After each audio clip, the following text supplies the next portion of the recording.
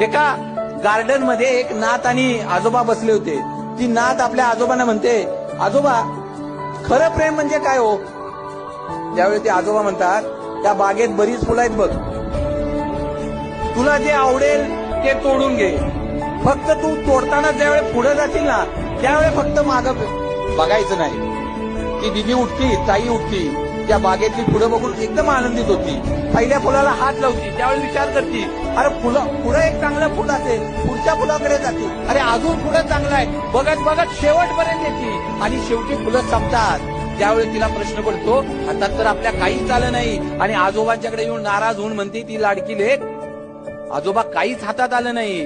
आजोबा म्हणले, असंच असते, जे आपल्या हातात असतं ना ते जे आपल्याला कदर नसती, जे नातं आपल्या हातात असते ना ते जे आपल्याला जिव्हाळा नसतो, प्रेम असतो, जे आपल्या आयुष्यात आहे ना त्या व्यक्तीची पहिल्यांदा कदर करायला शिका.